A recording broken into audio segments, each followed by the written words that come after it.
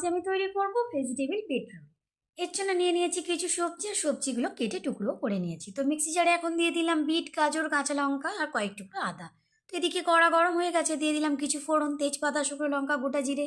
তো এদিকে পেস্টটাও রেডি হয়ে গিয়েছিল, ঢেলে দিলাম। আর এর মধ্যেই দিয়ে দিলাম কড়াইশুঁটি, দিয়ে একটু চাপা দিয়ে দিয়েছি। জলটা একটু শুকিয়ে যেতেই ওপর থেকে নুন ছড়িয়ে দিলাম। আর একটু ভালো করে নাড়িয়ে চাড়িয়ে দিয়ে দিলাম সিদ্ধ করা আলু। একটু অল্প করে হলুদ দিয়ে দিলাম, দিয়ে ভালো করে নাড়িয়ে চাড়িয়ে দিয়ে দিলাম চিনি আর ধনেপাতা। আমাদের পুর কিন্তু একদম রেডি। এবার দিয়ে দেবো একটু গরম মশলা আর একটু ভাজা মশলা। শেষে দিয়ে দেবো অল্প একটু বিট লবণ।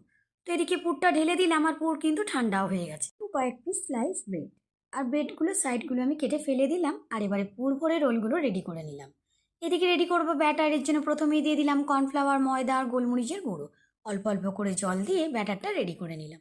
এবারে ব্রেড রোলগুলোকে ব্যাটারে চুবিয়ে ব্রেড কামে কোট করে নিলাম। সব কটা ব্রেড রোল আমি রেডি করে নিয়েছি। আর এদিকে গ্যাসে কড়া বসিয়ে দিয়েছিলাম, তেলও গরম হয়ে গেছে। তো ব্রেড রোলগুলো ছেড়ে দিলাম, দিয়ে উল্টে পাল্টে ভালো করে ভেজে নিলাম।